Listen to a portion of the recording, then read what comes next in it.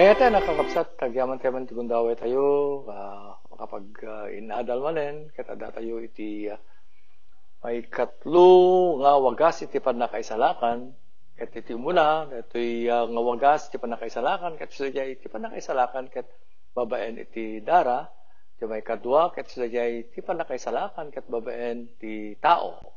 Our salvation is always through a person, and that person is no other else than our Lord Jesus Christ. Katitra, so iti may katlo nga wagas, or the method wherein we can be saved, ti panakaisalakan ket babaen ti parabor. Salvation is always by grace. Ket dagitoy pag nadalan tayo ket may basar manipod kadagiti sasaon ni Apo Dios nga masarakan iti Ephesians 2:5, Ephesians 8:9, and Titus 2:11. Iti Ephesians 2:5 kunana, gapu iti parabor na isalakan kayo. I just already omitted. Dagiti mununan nga paset na, pagsipot na kayat tayo nga may focus. Iti leksyon tayo may papan, iti wagas iti panakaisalakan nga babaen iti parabor. So Ephesians 2:8 and 9 kunana, pasahin tayo dito, tagapu iti parabor na isalakan kayo, gapu iti pambati. Kat dito saan ang nagtaod ko na kayo, tasagot iti Diyos. The first part, tagapo ti parabor na isalakan kayo.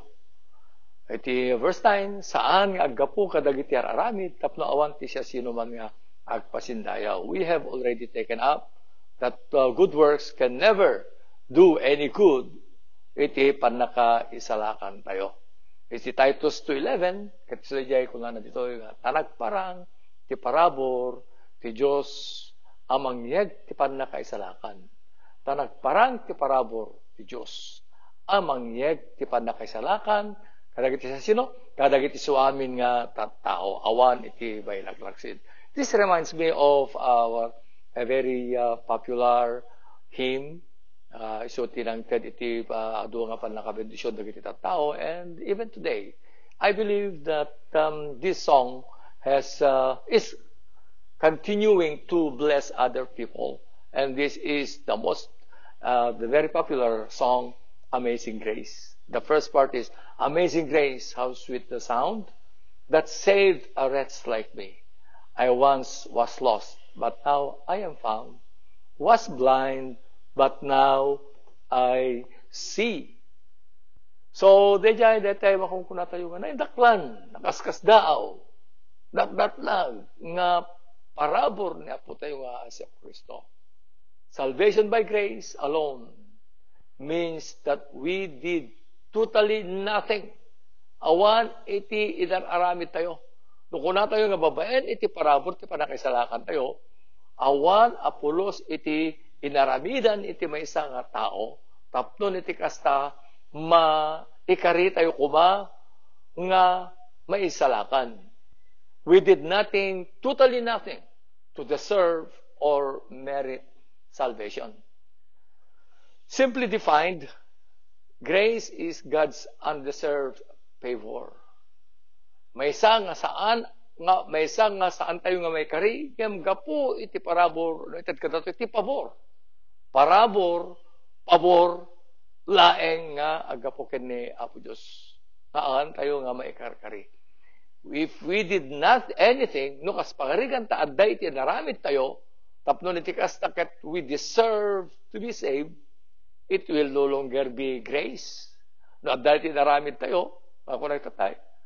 To deserve salvation, you already take away the word grace. Awanan ti makungkuna nga parabol. No kas pangarigan, adda utag ni Apo Diyos kada tayo. Kaput adda tayo ket naimbag tayo, wenno kararami tayo tinaimbag. Kaput na saya tayo nga tattao, adto dagiti aramiden tayo nga kinaimbag. Kasla pampanunutan ti maysa nga tao, nga kasla utang ni Apo Diyos kada tayo ti panakaisalakan tayo. But God owes nothing to each and every one of us. Tapno iti kasta maited kumati panakaisalakan tayo.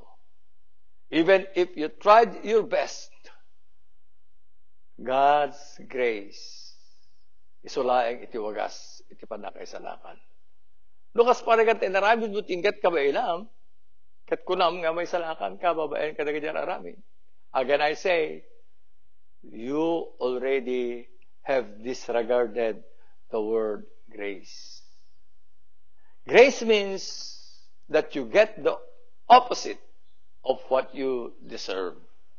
Dato'y instead nga madusa ka, haanan ta kabaliktad, dayjay ti kayat na kasawen.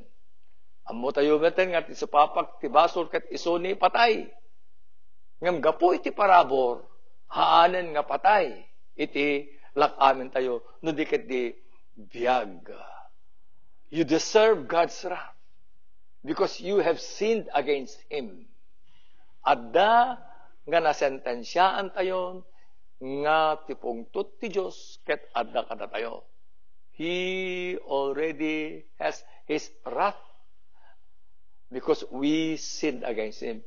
But through His grace, instead, He saves you by His grace. O anyan, nakaskas daaw nga parabor. Amazing grace. Ti parabor ket nakaskas daaw. Tinagpaisuna ket saan nga matukod nga panunuten itinaindagaan a panunot ti tao. It is beyond our human comprehension.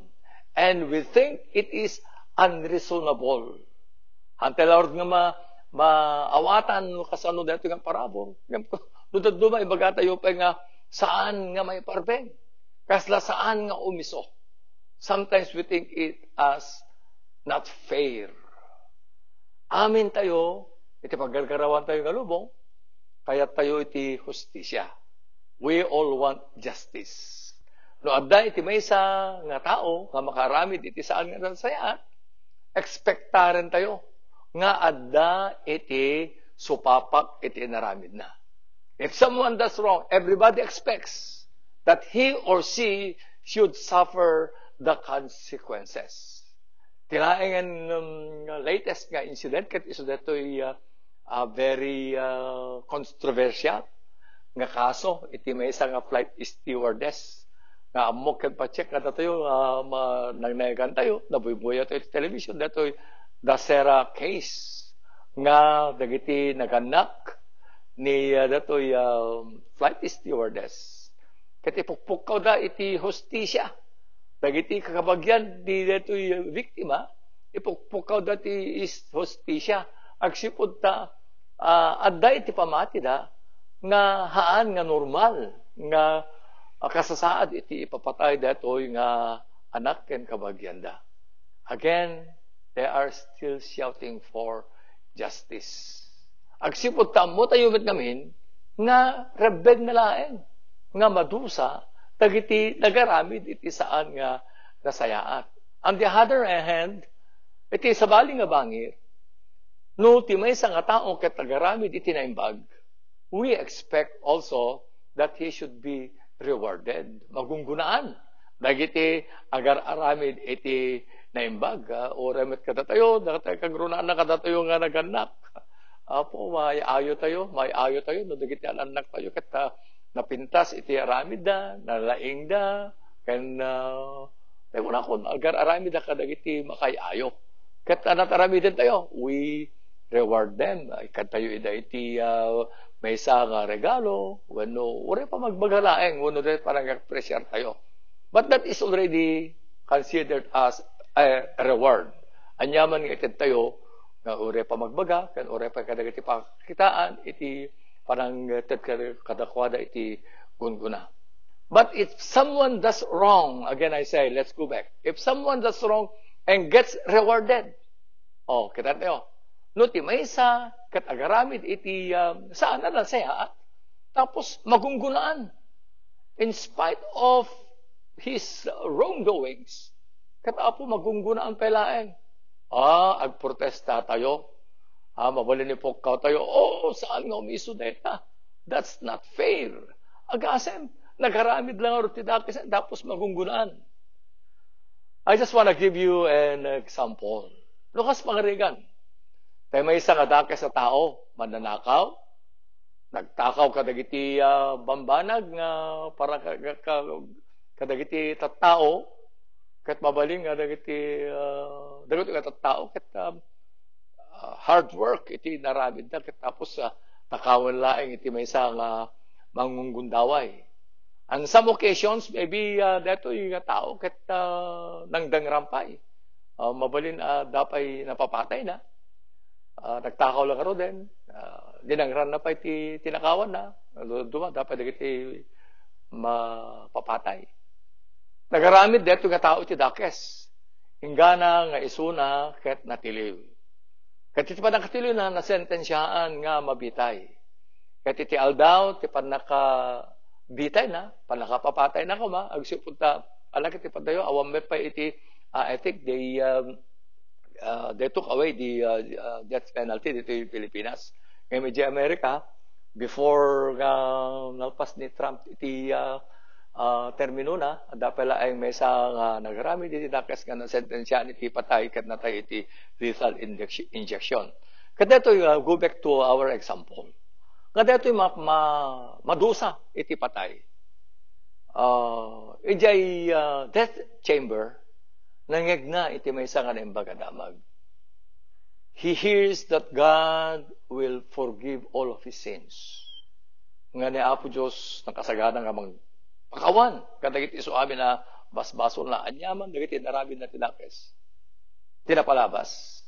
Kat si sagana ni Apo Diyos magpakawan kang kuwana.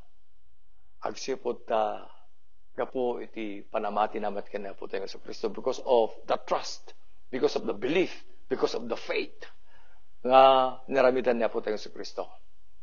Even though he does not merit it. Agsipot tayo isuna ket nagaramid nga ro ti dakes. Ket makita tayo ngem datoy na imbaganamag. May kadkan kuana iti gundaway nga mapakawan. Mawaya-wayaan. Upa oray pay isuna ket saan nga may kari. Ket saan namet pulos ang mabayadan, dagiti tinakaw na. Ti reaksyon, dahito nga tao, iti damo. Haket kasla saan na nga patyen. He cannot believe it. It sounds too good to be true. But then, he does believe it. Nagtalek kan Kristo, tapnon iti kas mapakawan dagiti basbasol na, ken maited ken kuana iti pannakawaya-waya. May salakan, manipod iti pannakapapatay, iti agnanayon, ket maited ken kuana iti biag nga agnanayon. Natay, daytoy nga tao, ngem nakipagyan iti agnanayon ijay langit, iti sidong iti Dios Ama. He dies and goes to spend eternity with God in heaven. We exclaim, saan nga umiso dayta? That's not fair. Unfair. Dayta agsipod ta isuna, ket dakes unay nga tao, nagpapatay-pay. Bueno, may sabay nga ehemplo. May isang tao nga religyoso, kaya natin nga very religious. He prays several times a day. Agkararag. Ti mamin ado nga wagas. At daras, iti inaldaw-aldaw. Agayon narpay. Mabalin, agayon narpay, iti mamindwa, iti makalawas. Itad na pa'y dagiti pagkapulo na. Itad na pa'y dagiti sagsagot na, tulong na kadagiti makasapol. Itad na ti pagribagan na iti simbahan. Haan nga mga alilaw. Saan nga nagtaktakaw. Haan nga kurap. Tartaren na amin nga nasayat na iti tao. Kat deto nga tao, di pagarup na, he thinks that doing all of these things, kat padayawanen ti Apo isunan. Ngem numatay, mapan madusa ijay infierno. Kung natayo man anyaman deto, saan nga miso? It's not really fair. Nagsayad dito nga tao, tapos matay, mapanjay agnanayon na panakadusa. But I am not making up these stories.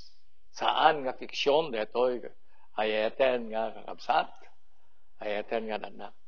Dati mula nga maistorya, kat istorya, kat istorya basarakan iti Lucas 23:39 to 43. Yang kastoy iti babasa.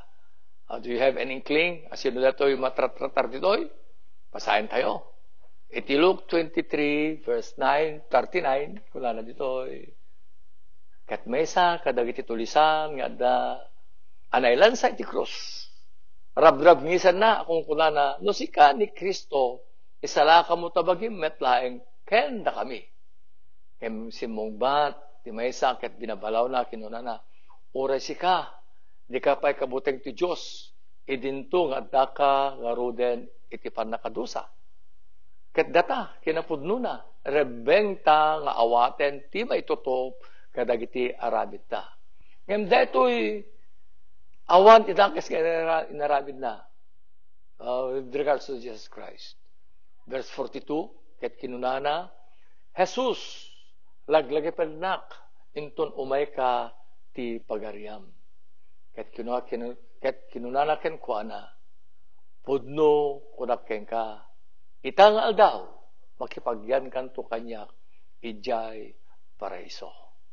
The thief that was hanging next to Jesus on the cross, because he repented and asked for forgiveness, Jesus paid his debt, and the thief went to heaven that very day. Kada dyan may kadwabit nga istorya, kaya pa pang religyoso nga tao. As I mentioned a while ago, that this is not fiction. That story of the religious man is found in Luke 18:9 to 12. Luke 18:9 to 12. Mga kasto iti mabasa. Dua tao imuli dati templo ang nagkararag. Ti maysa Fariseo, ket ti maysa agsingsingir ti bis. Ket ti Fariseo nagtakder, ket nagkararag iti pakinakam na kastoy. Diyos agyaman naken ka. Tasanlak akas ka dagiti sa bali a tao, aman nanakaw da, nakilluda, man nakikamalala da, kaya't sanlak akas itoy, agsingsingir ti bis. Agayon narak ti mamindua ti may salawas, ited ko ti pagkapulot ti amin akop ko pikupak. The religious man was the Pharisee in Jesus' parable, who thought himself to be righteous. This religious man, was not justified from his sins because he was trusting in his own good works to save him. Ayaten nga kapsat kanananak. Kinapudno na, we are sentenced to go to hell because we all have sinned. Nagbasol tayo amin. Ti hustisya ti Diyos, ket ti basol nga rumbeng magatadan. Ti makabasol ket madusa. He must pay for the penalty of his or her sin. The penalty must be paid. Because man did not deserve to be saved, and he could not save himself. God introduced His grace. That when, inted na kadatayon, iti parabor. Man needed a non-meritorious system if he was to be redeemed.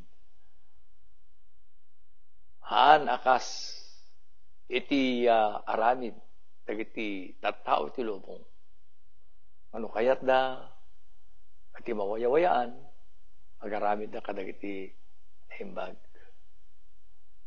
Grace is God's gift. May isang sagot kadagiti suamin at tao without us, deserving it. We really don't deserve, but because of God's grace, we receive that gift of salvation. Human nature, we give gift to the deserving, but it's not that way with God.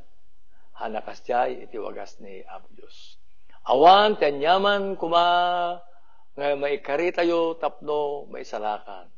Awan, ti may kari nga, naramit tayo. We are not really deserving. Tapno, may salakan tayo. Awan, utang ni Apo Diyos kada tayo. Tapno, itad na kumati ni Apo Jesus. But because of God's grace, He gave His only begotten Son to suffer for our sins. And the effect of that grace is for our salvation. O kanya na nagimbag, na ito'y Diyos tayo. Agsipod ta. Again, we don't merit, we don't deserve to be saved, but because of His grace, inted natin naklabugbugtong. Tapno sa gabain na dagiti, sa gabain tayo kuma, because of our sins. Isu nga amin nga agtalek na po tayo ng Kristo, nabayadan nen, di supapak ti basol. Babaen, ti panangawit ni Apo tayo ng Kristo, kadagiti amin nga basol, dagiti tattao. Babaen, iti ipapatay na ijay cross. For those who trust Jesus, the penalty is already paid by Him through His death on the cross. Romans 3:26 kunana. Tapno ti kinalinteg na may parangarang iti agdama at siyampo, tapno may ipakita analinteg, ken mangpalinteg ti adda pamati na ken Jesus. Meaning, God can be both just, nalinteg, and justifier. Nalinteg amin nga araramid na. Kadagit isu amin, nga adda iti panagtalek na, adda iti panagpamati na, ken Apo tayo nga si Kristo. Of which that was also our lesson. Nga ti panakaisalakan, it's always through the person of our Lord Jesus Christ. Someone has rightly described or nangted iti may isa nga kay papanan o acronym iti sao nga grace. G-R-A-C-E. Dejaji ko na God's R riches. A at C Christ's expense. God's riches at Christ's expense. Ti kinabak nang ni Apo tayong sa Kristo. Inted na, ni Apo Diyos kalagit. Kinabak nang ni Apo Diyos. Inted na kada tayo, gapo, iti panagsagaba, gapo, iti naramidan ni Apo tayong sa Kristo. We have learned in the past that nga ti panakaisalakan ket saan nga gapo iti araramid. So, matpaset na ito yung nakaibasaran, iti leksyon tayo, iti parabor. Nakunana, saan nga agapo? Kadagiti araramid, tapno awan ti siya sino man nga agpasindayaw. They just make a good point. Deto'y nga paset iti na santo na sura. Nakaisugudan ti tao nga gapo ti kinapalangguad. Nakaisugudan dagiti tao gapo iti kinapangas. Gapo ka dagitoy nga kinasiyasino, kinapalanggot, kinapangas. Saan na kayat nga awaten ti parabor ti Diyos? Handa lang kayat nga awaten, saan na pa kayat nga akseptaren, dejay parabor nga ited ni Apo Diyos. Agsipot ta, niya, din ko na. Gapo ti araramid ko, akit I am deserving, I deserve. But because of pride, they cannot accept the word grace. Gagapukin ni Apo Diyos.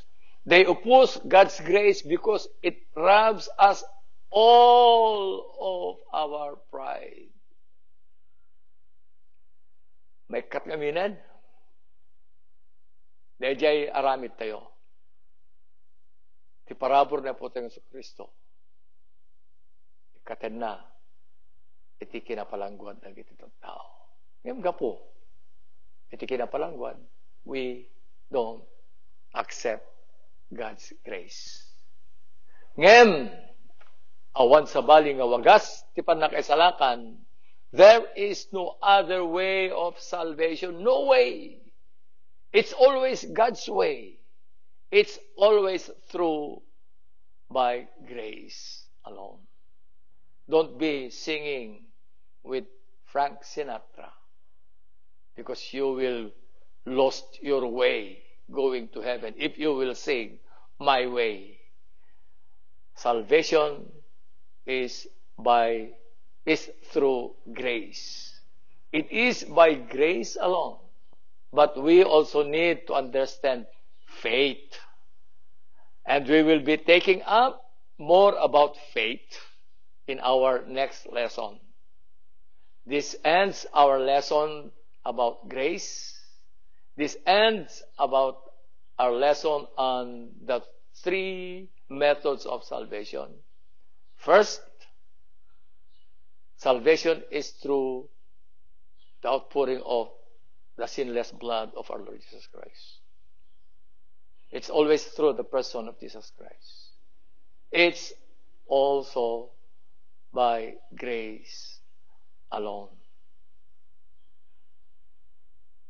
By His grace also, we will take up in our next session about faith that precedes our salvation, and also the peace that follows our salvation. Faith and peace that is brought about by our salvation.